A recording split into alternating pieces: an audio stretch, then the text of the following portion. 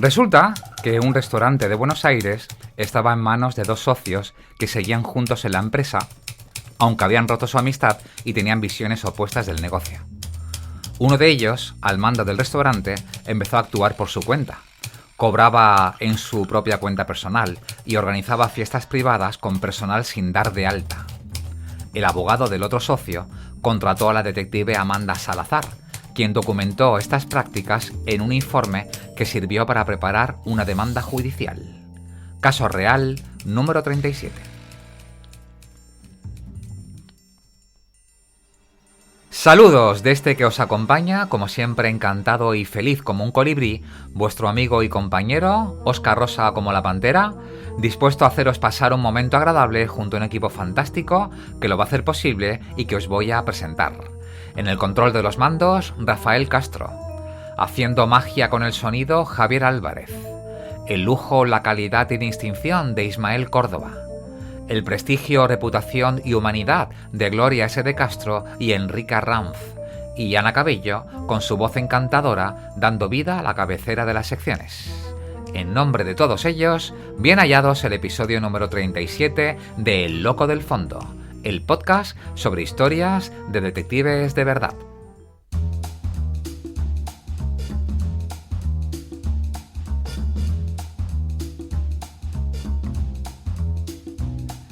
En la apertura del episodio analizamos el lenguaje curioso de la vigilancia estática, la famosa troncha y su reflejo en otros idiomas y culturas.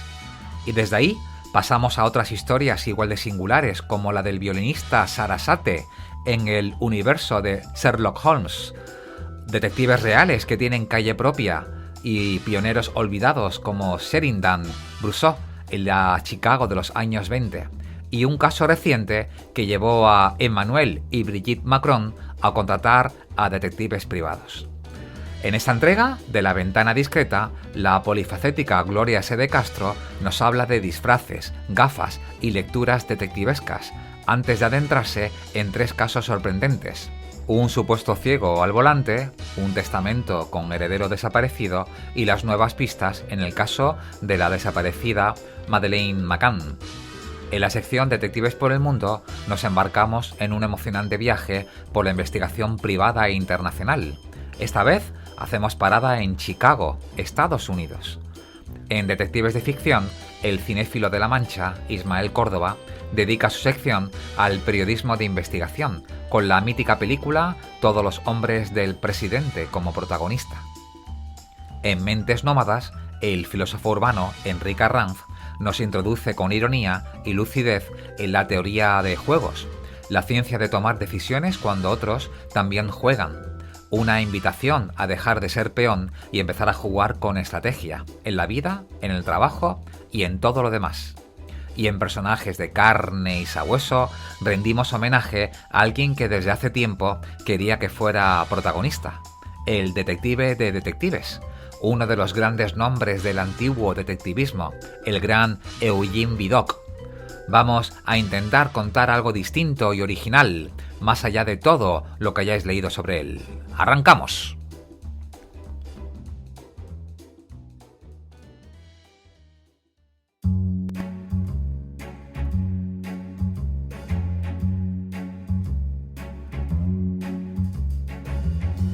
Hola, ¿qué tal? Episodio número 37. Amigos, hay un aspecto de la investigación privada que es uno de los más conocidos. Se trata de la vigilancia estática. Ese momento en el que el detective permanece en un punto fijo durante horas, esperando a que su objetivo aparezca, salga o simplemente se mueva. Lo que a ojos de cualquiera parece inactividad es en realidad uno de los ejercicios más exigentes de la profesión. Pero aquí vienen una serie de curiosidades. En España, dentro del argot de muchos detectives, a esa labor se le llama troncha. Estoy haciendo una troncha. Y el término tiene su gracia y su lógica. Un detective que no se mueve, que permanece rígido, recuerda a un tronco. Y troncha es precisamente una palabra que también puede referirse a un tallo, a un pedazo de tronco, algo sólido, inmóvil, anclado en el suelo. Del tronco o troncho a la troncha solo hay un paso lingüístico y muchas horas de paciencia en el asiento de un coche. Pero quedaos con esa imagen, porque esa imagen del tronco nos conduce a otra palabra: poste. Según la Real Academia Española, dar poste significa hacer que alguien espere en un sitio más tiempo del convenido. Decidme, ¿no es esa la definición perfecta de un detective en una vigilancia estática?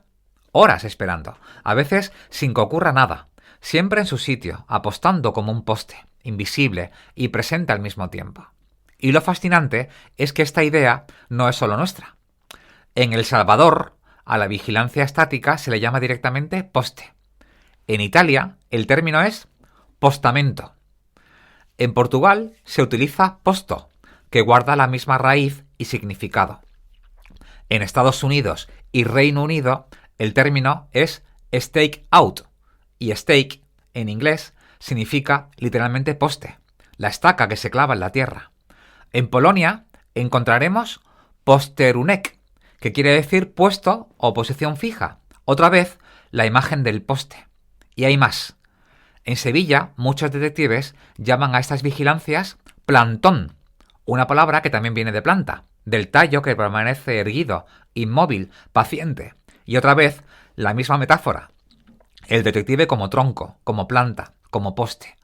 Y si hablamos del lugar en el que se realiza esa vigilancia, aparece otra joya lingüística: el apostadero, el habitáculo oculto del detective, la base discreta desde la que se observa sin ser visto. Un término que comparte raíces con el italiano apostamento, el portugués apostamento o el francés post de observación. Y amigos, aquí hay un patrón. El idioma cambia, las culturas son distintas, pero la metáfora se repite.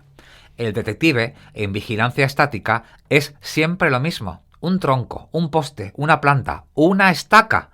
Y si descendemos hacia Hispanoamérica, el lenguaje se vuelve aún más rico y sugerente. En Argentina y Uruguay lo llaman la ratonera. En Perú es la jaula, y al investigado lo llaman la paloma o el pájaro. En México, cuando el seguimiento es movimiento, se dice que se le pone la cola. Y en Colombia, muchos detectives hablan simplemente de puesto o de vigilancia en carro. Y hoy también quiero hablaros de una historia curiosa, que además tengo que reconocer que descubrí hace poco tiempo. ¿Y si os dijera que uno de los músicos más geniales del siglo XIX fue también parte del universo de Sherlock Holmes? Estoy hablando de Pablo Sarasate, de Pamplona, España, violinista, genio, un niño prodigio que con tan solo 12 años deslumbraba en el Conservatorio de París. Pero él tenía algo especial. Tenía el violín como una extensión del alma y tenía ese don misterioso que solo unos pocos elegidos poseen. Sarasate no solo llenaba teatros, no solo fue comparado con Paganini. Sarasate era algo más, era un símbolo, un embajador cultural que paseaba el alma de España por los salones de Europa. Y fue tan grande, tan magnético, que Arthur Conan Doyle lo convirtió en parte del mundo de Holmes. Si el detective más brillante de la literatura detiene sus pesquisas para ir a un concierto de Sarasate en la Liga de los Pelirrojos y en El misterio del Valle de Boscombe, Holmes, el frío y cerebral Holmes, aparece ensimismado tocando una pieza suya frente al fuego. Pero ¿por qué Sarasate? ¿Por qué no otro músico? Porque Sarasate representa el equilibrio perfecto entre lógica y emoción, entre precisión matemática y pasión ibérica. Un personaje, dicen, excéntrico, con raya al medio, con sus manías, sus días malditos, sus supersticiones, y al mismo tiempo un caballero adorado por reyes, temido por críticos y venerado por artistas. Tuvo encontronazos con Wagner, se negó a tocar según qué días, se burló con elegancia de quienes lo criticaban. Que lo intenten, decía, es más difícil mantener este peinado que tocar mis conciertos. Y cuando alguien quiso imitarle, Sarasate respondió con esa mezcla de genio y humildad. Esa obra la compuse para mi violín, no para el suyo. Holmes lo sabía, Conan Doyle también. Sarasate no era un músico más, era otra cosa. Un canal, un medium de lo sublime, un detective del alma, si se me permite decirlo así, que buscaba en las cuerdas del violín lo que otros buscan con la lupa, la verdad, y quizás por eso Holmes no podía dejar de escucharlo. Queridos locoescuchas, deteneos un instante y pensad esto. ¿Qué tiene que suceder en la vida de una persona para que una ciudad decida inmortalizarla en piedra, en bronce o en un cartel azul con letras blancas que lleva su nombre? Una calle no se concede a cualquiera. Una calle es un homenaje de la memoria colectiva, una forma de eternidad en el mapa urbano donde la historia y la vida cotidiana se cruzan cada día. Y en el extraño universo de los detectives reales, de los investigadores de carne y hueso, apenas un puñado ha alcanzado semejante honor. Yo he conseguido localizar a 3, aunque estoy convencido de que existen más. Y atención, porque hablamos de auténticos detectives, no de ficción. No de comisarios ni de policías, sino detectives de verdad. Empezamos con España, en la villa de Torre de Juan Abad, en Ciudad Real. Existe la calle Eugenio Vélez Troya. Él fue un investigador español, icono y referente de la profesión, protagonista del nuevo detectivismo en nuestro país, autor de 2 obras fundamentales, Los detectives o investigadores privados, año 1979, y Las otras huellas, Memoria de un detective privado, año 1996. Hoy su apellido resuena cada vez que alguien lee ese cartel en la vieja villa manchega, como un recordatorio de que la historia del detective también tiene raíces en tierras españolas. Y luego atravesamos el océano y llegamos a Aguascalientes, en México. Allí, entre el bullicio de los mercados y el calor del antiplano, encontramos la calle Valente Quintana. A este hombre lo llamaron el Sherlock Holmes mexicano. Fundó, entre otras cosas, la policía femenil en los años 30 del siglo pasado y dejó huella en la investigación criminal de su país. ¿Cuántos transeúntes saben al caminar por esa calle que pisan el legado de un verdadero detective? Y en el norte de Francia, en la ciudad de Arras, aparece un nombre del que se dice fue el primero. En su propia tierra natal existe hoy una calle con su nombre, la Rue Eugène François Vidocq, un nombre grabado en el callejero que no es solo un cartel, sino un recordatorio permanente de aquel hombre que comenzó como fugitivo, terminando siendo el padre del detective moderno. Cada vez que alguien cruza esa calle, sin saberlo, recorre la huella de un pionero absoluto de la investigación. Una huella de eternidad en el mapa urbano, testimonio de que Vidocq convirtió su vida en el molde de una profesión. 3 calles, 3 nombres, 3 vidas convertidas en mito. Lo extraordinario es que no abundan las calles de detectives. Resulta casi increíble que una ciudad, Chicago, donde nació el detective moderno, no le dediquen ni una calle a uno de los pioneros más legendarios, Alan Pinkerton. Sí, hay vías dedicadas a grandes de la ciencia forense y la criminología. Entre ellos, por supuesto, a modo de ejemplo, en Lyon está la Rue Professeur Edmond Locard. En París también, la calle dedicada a Alphonse Bertillon. Y en Italia está la vía Cesare Lombroso, el polémico fundador de la criminología positivista. Y seguimos con curiosidades. Imaginad, Chicago, en los años 20, la ley seca, el poder de Al Capone y al mismo tiempo una ciudad partida por la violencia racial, donde el color de la piel podía decidir tu destino. En ese escenario surge un nombre que la historia casi ha borrado: Sheridan A. Brousseau, el primer detective privado o afroamericano con licencia en Estados Unidos. Brousseau fundó en 1919 la Keystone National Detective Agency, con base en Chicago, la primera de propiedad negra, anunciada con orgullo en el periódico The Chicago Defender. El anuncio decía: la pionera y única agencia de detectives de color con licencia y garantía en todo el mundo. No se dedicaba a infidelidades ni a fraudes menores. Su trabajo era mucho más peligroso. Investigaba asesinatos, atentados con bombas y ataques dirigidos contra su comunidad. Allí, donde la policía no podía hacer nada, él actuaba. Lo fascinante era su red de informantes. Cocineros, porteros, limpiadoras, gente invisible para la mayoría, pero que lo veía y lo escuchaba todo. Con ellos levantó un sistema de información tan eficaz como discreto. y sin embargo había en él un halo de misterio. Los periódicos decían: se hizo rico desenterrando secretos ajenos, pero guardaba los suyos propios. Y es que nadie sabía realmente de dónde venía ni hasta dónde llegaba su poder. Sheridan abrió un camino donde parecía imposible, un detective negro en la Chicago de los años 20, enfrentándose a mafias, bombas y perjuicios. Y hoy, apenas recordado, su nombre nos recuerda que la historia del detective también se escribe en los márgenes, allí donde casi nadie mira. Y por último, imaginamos la escena. Emmanuel Macron, presidente de Francia, y su esposa Brigitte, primera dama del país. Una pareja reconocida en todo el mundo, figuras públicas acostumbradas a estar en el foco mediático. Pero hace poco se vieron envueltos en un caso extraño. Buenas. Antes incluso de acudir a los tribunales para demandar a una conocida podcaster, decidieron contratar a una prestigiosa agencia de detectives privados en Nueva York.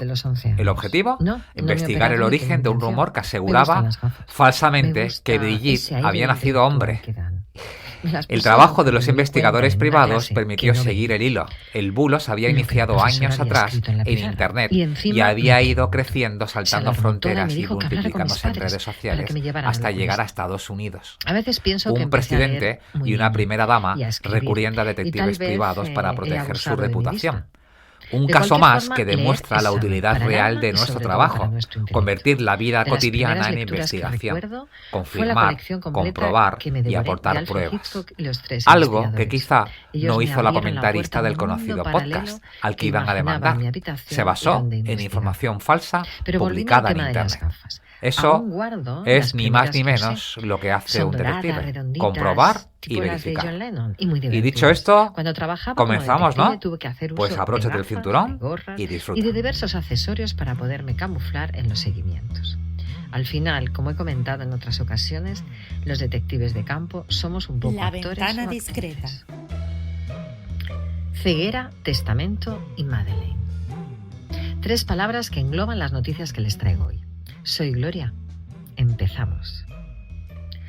Un individuo se puso a los mandos de un BMW y alcanzó los 150 km por hora en la N430. Hasta aquí todo puede parecer normal.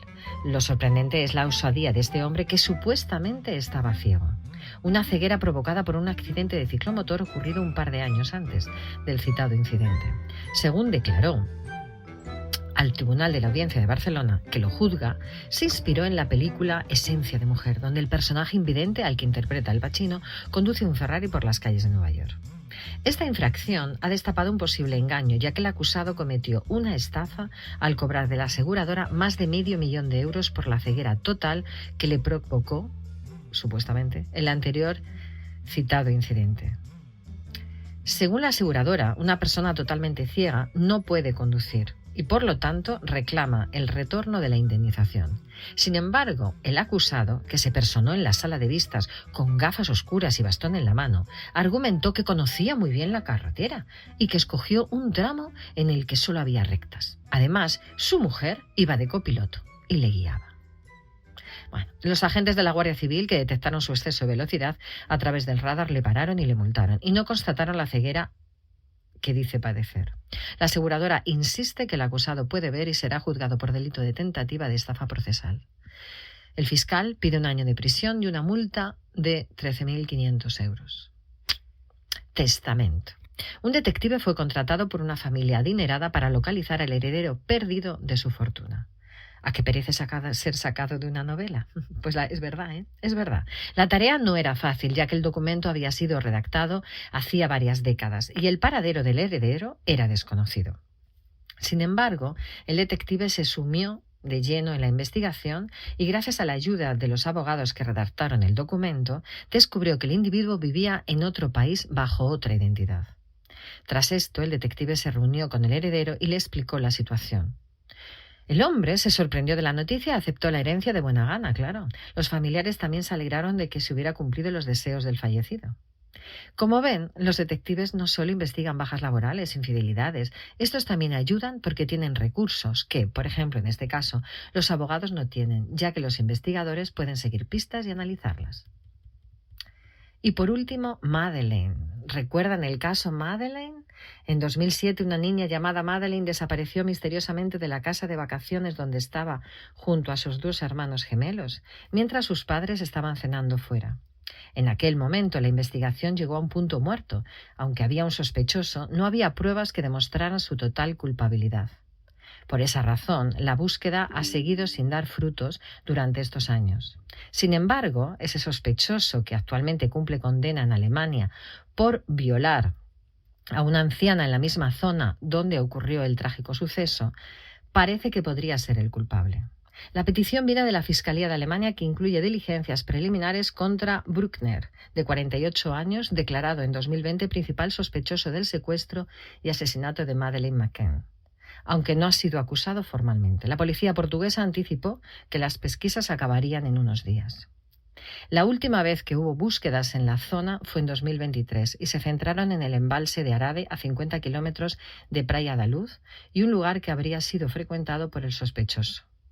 Bruckner se hallaba en las proximidades del sitio donde se hospedaban la familia McCann la noche que la niña desapareció, según la señal de su teléfono móvil. Y hay un testigo que asegura que el alemán le confesó el asesinato de la pequeña. Pero de momento no existen pruebas suficientes para acusarle formalmente. ¿Pero por qué les cuento esto? ¿Por qué se ha reabierto el caso? Pues la razón es que este sospechoso será puesto en libertad en septiembre y los investigadores quieren encontrar alguna prueba fehaciente usando tecnología moderna que lo acuse formalmente. Espero poder desvelarle más detalles en el próximo podcast. Y esto es todo por hoy. Espero que hayan pasado un rato entretenido. Pero es hora de cerrar la ventana, bajar la persiana y correr las cortinas. Que tengan un buen descanso y sean felices. Hasta el próximo podcast.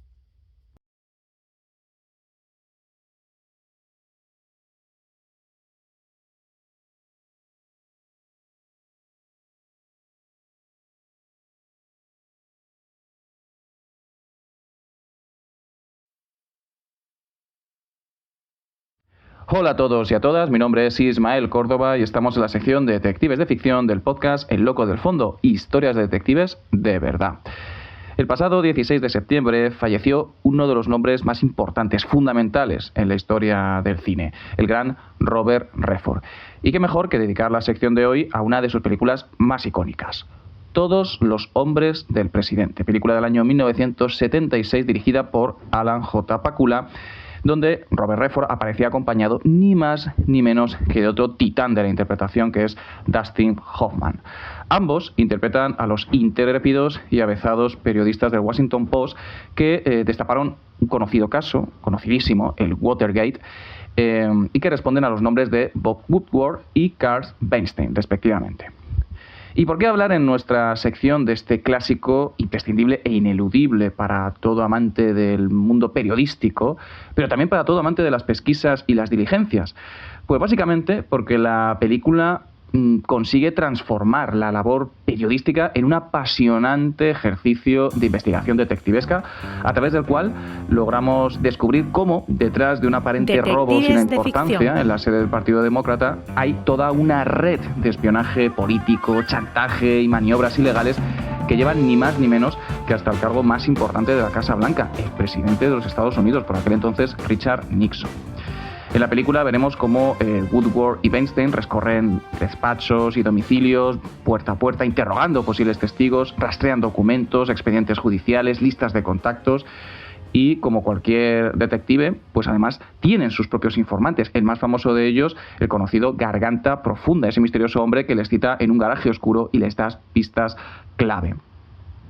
Además, Woodward y Bernstein tienen las grandes virtudes de los mejores detectives, entre ellas la perseverancia y la atención al detalle.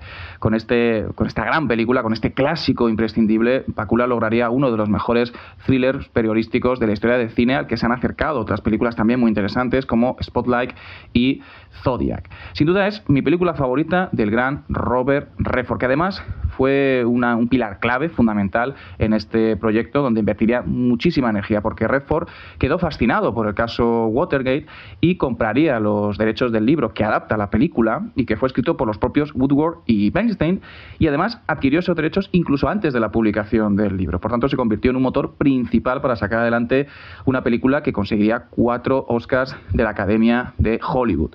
Todos los hombres del presidente. Sin duda un ejemplo más de cómo el espíritu detectivesco envuelve las más apasionantes historias de búsqueda de la verdad. Sin más dilación, pues os animo a verla. Creo que es un muy buen momento para recordar a uno de los grandes de Hollywood y nos escuchamos, nos vemos, nos oímos, nos abrazamos, nos sentimos en el próximo programa. Un abrazo a todos y a todas.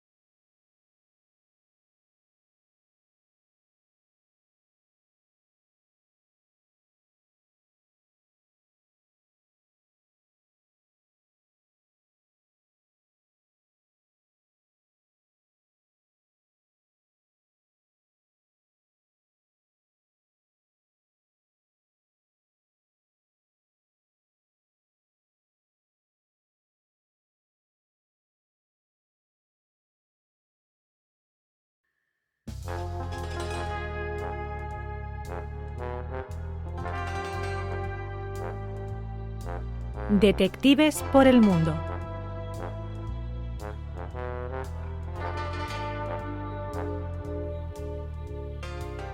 Chicago.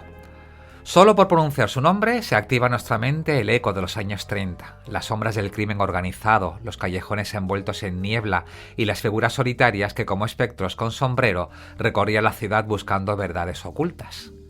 Pero lo que muchos ignoran es que esta ciudad no es solo decorado de novela negra, sino el lugar donde nació el detectivismo moderno. Aquí se fundó en el siglo XIX la legendaria Pinkerton National Detective Agency. Desde entonces, Chicago no ha dejado de ser el corazón palpitante del investigador privado. Sede, por ejemplo, de la World Association of Detectives, la Asociación Mundial de Detectives Privados, fundada en el año 1925. Y ahora, datos curiosos. En el estado de Illinois, es el estado donde está Chicago, viven 12 millones y medio de personas. Y en 2023 se contabilizaron 1.900 detectives privados en activo. Eso significa un detective por cada 6.400 habitantes. Pero si bajamos al detalle, en Chicago, una ciudad de 2,7 millones de almas, se calcula que opera el 70% de esos investigadores. Es decir, un detective por cada 2.000 personas. Y ser detective privado en Chicago hay que decir que no es fácil. La profesión está regulada por el Illinois Department of Financial and Professional Regulation. Y para ejercer legalmente se necesita ser mayor de 21 años, tener diploma de secundaria, hacer un curso obligatorio de 20 horas, aprobar un examen oficial, superar revisiones penales estatales y federales, acreditar 3 años de experiencia profesional o estudios superiores equivalentes, contratar un seguro de responsabilidad civil y renovar la licencia cada 3 años. Y ahora lo más crucial.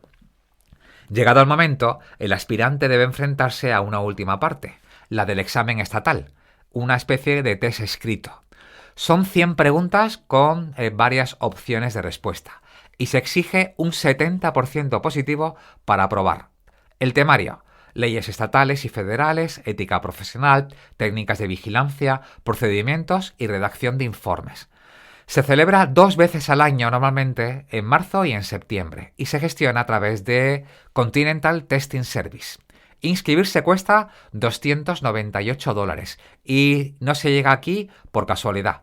Solo pueden acceder quienes hayan superado el curso de 20 horas, quienes tengan huellas dactilares limpias y aquellos que hayan demostrado experiencia o estudio homologados. Y un detective en Illinois no camina solo. Existen asociaciones como la ADSAI, que promueve la ética, la formación y el rigor profesional. En estas redes, los detectives se cuidan, se escuchan y se apoyan. También hay otra que se llama la Special Agents Association, fundada, por cierto, en 1939. ¿Y qué casos investigan? Los encargos más frecuentes incluyen infidelidades, disputas de custodia, información financiera de empresas, fraude a aseguradoras, bajas médicas sospechosas o espionaje empresarial. También rastreo de redes sociales, extracción de datos o búsqueda de herederos o desaparecidos. ¿Y quién contrata a un detective privado? El perfil de cliente es amplio. A veces el detective actúa en nombre de un particular que quiere saber la verdad, otras de un despacho de abogados que necesitan pruebas, y muchas veces detrás está una empresa o una aseguradora, incluso agencias gubernamentales que necesitan a alguien sin placa. Muchas agencias de Chicago combinan servicios de seguridad y de investigación. El personal de seguridad protege físicamente, vigila edificios, controla accesos, acompaña a personas clave. El detective, en cambio, observa, investiga, conecta puntos y entrega pruebas documentadas. En algunos casos, ambos perfiles se combinan y una misma persona puede cumplir los dos roles.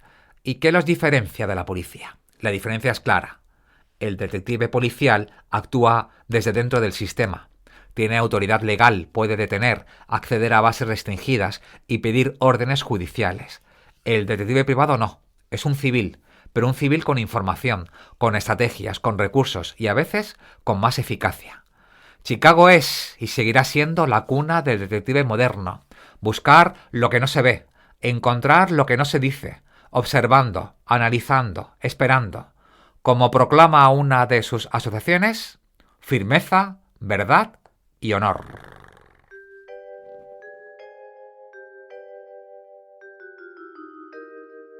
Mentes nómadas.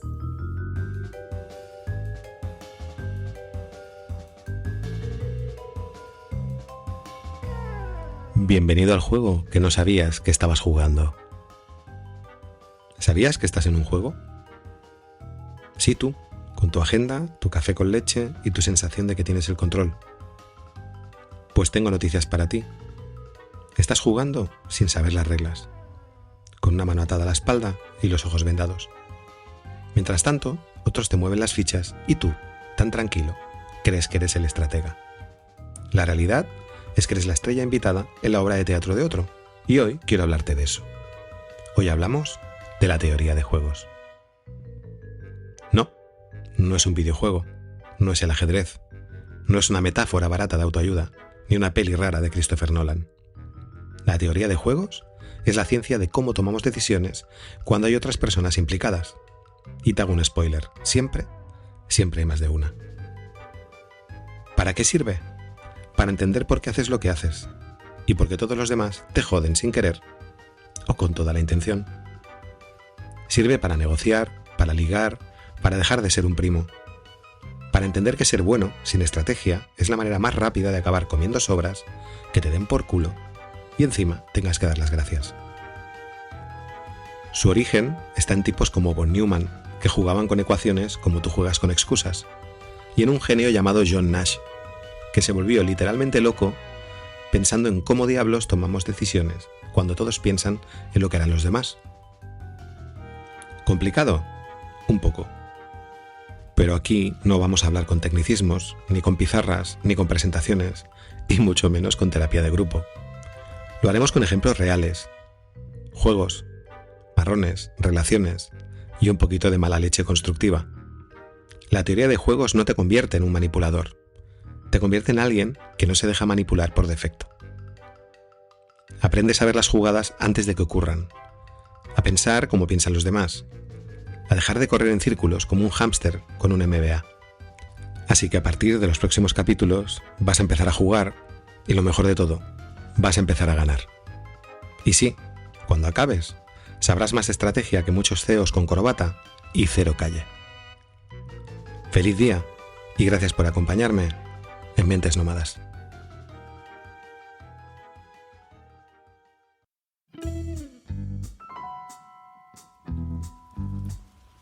Personajes de carne y sabueso.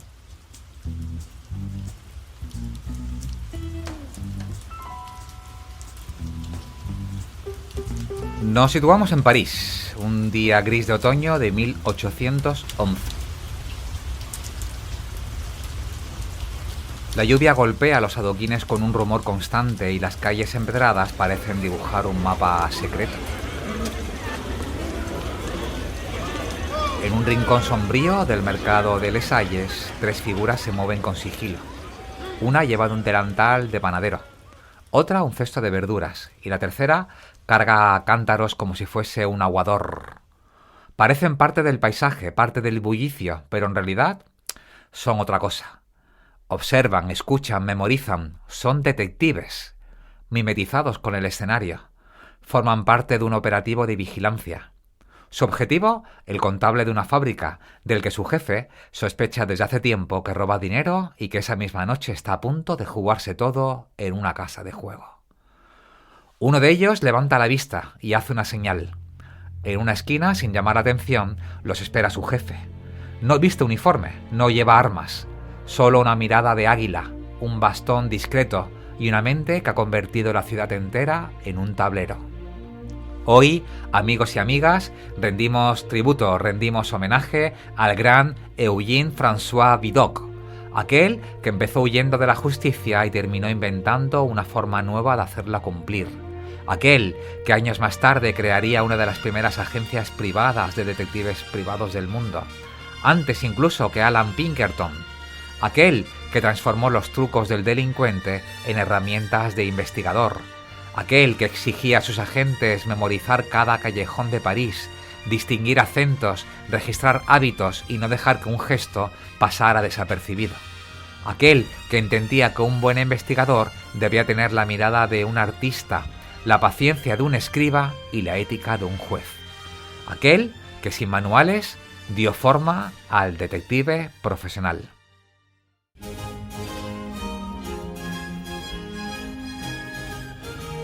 Pero para contar esta historia tenemos que retrotraernos al 23 de julio de 1775 en la ciudad de Arras, en el norte de Francia. Allí nació Eugène François Vidocq, hijo de Nicolas Joseph François Vidocq, panadero, y de Henriette François Vidocq. Soñaba con embarcarse hacia América, pero perdió lo poco que llevaba y terminó enrolado en el regimiento de Borbón, una unidad de infantería francesa del antiguo régimen, donde se formaban jóvenes soldados que pronto serían lanzados a las llamadas guerras revolucionarias, los conflictos que estallaron en Europa tras la Revolución Francesa de 1789 y que enfrentaron a la Nueva Francia con las monarquías vecinas. Durante las guerras revolucionarias contra Austria y sus aliados, que comenzaron en 1792, Vidocq llegó al cuerpo de granaderos, la élite de la infantería francesa, formada por soldados escogidos por su fuerza y disciplina. Ese mismo año tuvo un encontronazo con un oficial. Vidocq, que se jactaba de haber participado en numerosos duelos, le retó a batirse. Su oficial se negó, y en un arrebato, Vidocq llegó a golpearlo. Y es que en el ejército aquello era imperdonable. Agredir a un superior significaba la pena de muerte en la guillotina. Ante este panorama, Vidocq desertó, es decir, huyó del ejército sin permiso. En la Francia revolucionaria, desertar era considerado una traición, un delito gravísimo que manchaba el honor del regimiento y se castigaba con la ejecución.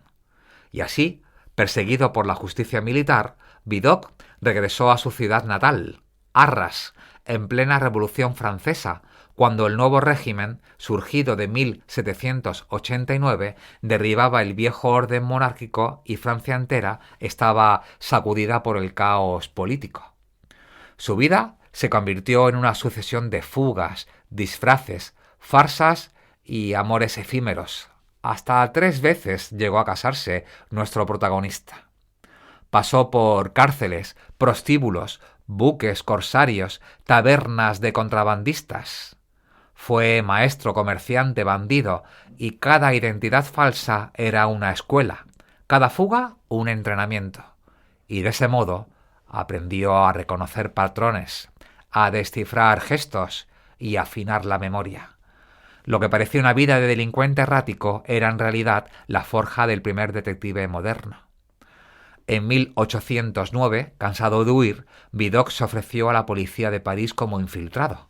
El inspector Henry lo puso a prueba: escapar de la guardia y volver. Y así lo hizo. Volvió. Tras superar la prueba, Vidocq empezó a trabajar como confidente. Primero dentro de las cárceles, escuchando a otros presos, y más tarde, ya en libertad, infiltrándose en tabernas y guaridas de Lampa. Su eficacia fue tan grande que apenas 2 años después, en 1811, las autoridades aceptaron su propuesta para crear una unidad propia, una especie de división, la Brigada de Seguridad.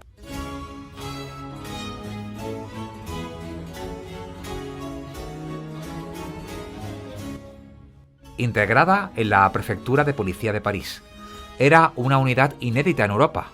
Sus agentes eran en buena parte exdelincuentes reformados que ponían al servicio de la ley los conocimientos que antes habían usado para el crimen. Bajo su mando, la ciudad conoció por primera vez lo que hoy llamaríamos investigación científica del crimen, un sistema basado en la observación, el archivo y la prevención más que en la pura represión.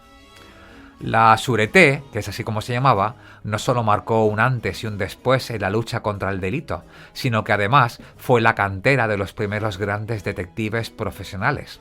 De sus filas salieron hombres históricos como Marie-François Goron, que acabaría siendo jefe de la Sûreté y autor de unas memorias célebres, además de uno de los grandes referentes del detectivismo.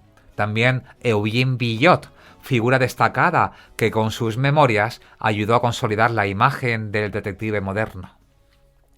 La brigada era en realidad una escuela nacida en las calles de París y que bajo el genio de Vidocq transformó a exconvictos en pioneros de la investigación moderna.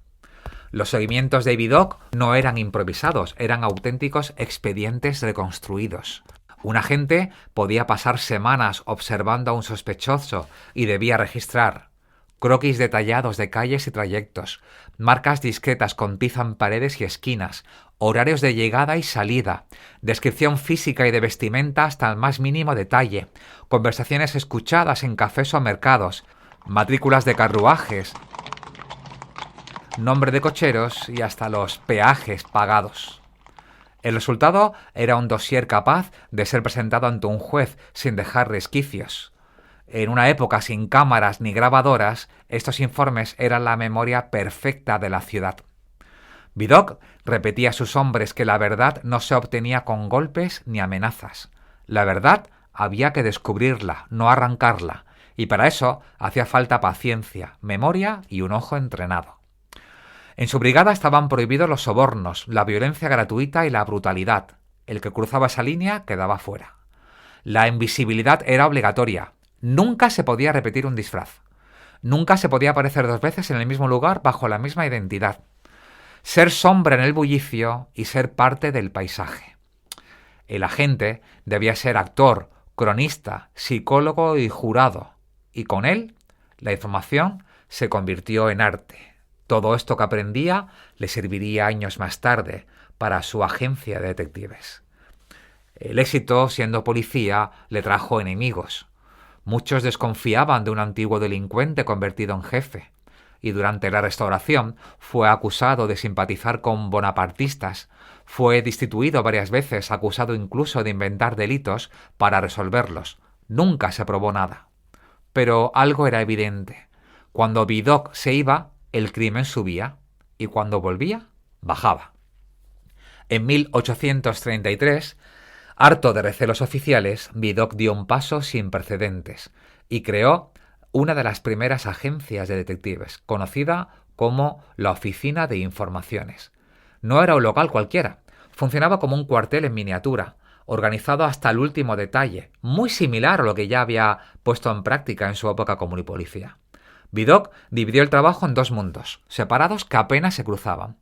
Por un lado estaban los exploradores. Eran los hombres y mujeres detectives de campo. Ellos eran los ojos y los oídos de la agencia. Pasaban horas siguiendo a un sospechoso por las calles de París, se mezclaban en los mercados, esperaban frente a una taberna hasta la madrugada y tenían prohibido entrar en la oficina durante el día para no levantar sospechas. Vivían en las sombras, siempre en movimiento, siempre atentos. Y por otro lado estaban los editores, los redactores, instalados en la oficina. Ellos nunca pisaban la calle tras un sospechoso, pero eran igual de importantes. Tomaban las notas de los exploradores y las transformaban en informes claros, concisos, redactados con una precisión casi notarial. Fechas, lugares, testigos, matrículas, horarios, todo debía quedar reflejado como si fuera un documento oficial que pudiera resistir el examen de un juez. Los exploradores eran la acción, los editores eran la memoria, y Vidocq, desde su despacho, era el puente entre ambos mundos, el estratega que supervisaba cada caso y que no permitía un solo error. En una época donde abundaban los charlatanes y los soplones, Vidocq levantó algo nuevo, una máquina de información fiable, donde cada engranaje debía encajar a la perfección. Los exploradores no podían visitar, como decimos, la oficina durante el día. La seguridad era absoluta. Cada expediente llevaba un número, cada gasto un justificante, cada dato debía verificarse. Un seguimiento podía incluir hasta 10 páginas manuscritas con horarios, trayectos, testigos, conversaciones, detalles de carruajes, pagos de taberna, todo se archivaba. Sus clientes eran comerciantes, empresarios, abogados, familias en busca de certezas. Investigaba fraudes comerciales, estafa de herencias, adulterios, suplantaciones de identidad, reclamaciones falsas de títulos nobiliarios. Vidocq fue todavía más lejos. No solo aceptaba encargos concretos, también ofrecía un sistema de suscripción. Quien pagaba por adelantado recibía cada cierto tiempo un boletín confidencial con nombres, descripciones y advertencias sobre estafadores habituales, defraudadores reticentes o empleados poco fiables. Era una forma de prevención. Un comerciante podía consultar esas listas antes de conceder crédito, o una familia antes de contratar a un criado. En otras palabras, Vidocq había inventado el primer servicio de inteligencia privada por entrega periódica, algo revolucionario en una sociedad donde la información era poder y la desinformación costaba fortunas. Dos faltas eran imperdonables: la indiscreción y la falsificación. Un rumor no comprobado podía destruir la credibilidad de toda la agencia, y Vidocq, él mismo, revisaba los informes más sensibles. La policía lo veía como un intruso. En 1842 fue arrestado, acusado de detención ilegal y malversación. Condenado a 5 años de prisión, apeló y fue absuelto, y siguió trabajando. La agencia resistió porque no era un capricho, era una necesidad. Por primera vez, los ciudadanos tenían un lugar al que acudir para obtener pruebas legítimas. Vidocq no solo creó una oficina, inventó una profesión.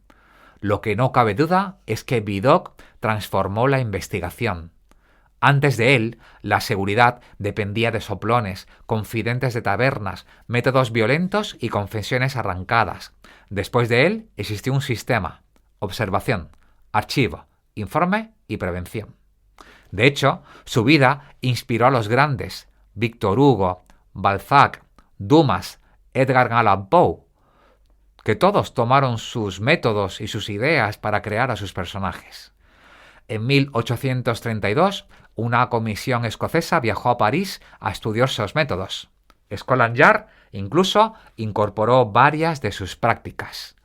Años más tarde, en Estados Unidos, Alan Pinkerton, fundador de la célebre agencia que lleva su nombre, fue considerado por la prensa de la época como el Vidocq del Oeste, y no era un apodo casual.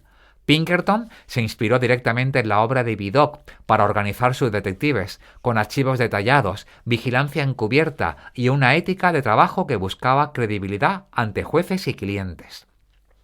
Más tarde, reformadores como Volmer, considerado el padre de la policía moderna estadounidense, estudiaron sus sistemas de archivo y observación. Vidocq fue de los primeros en usar moldes para huellas, pruebas de balística, tinta indeleble para documentos, sistemas de archivos centralizados. Fue el embrión de la policía científica. Hoy, técnicas tan normales como la vigilancia encubierta, el informe fechado o la separación entre campo y análisis le deben algo a Vidocq. En 1857, en abril, sufrió una parálisis. Murió en París el 11 de mayo a los 81 años. Su funeral se celebró en la iglesia de Saint-Denis y fue enterrado en el cementerio de Montmartre. En su ciudad natal, Arras, hoy existe una calle con su nombre. Y hasta aquí nuestro homenaje a Eugène François Vidocq, nuestro protagonista de hoy en Personajes de carne y sabueso.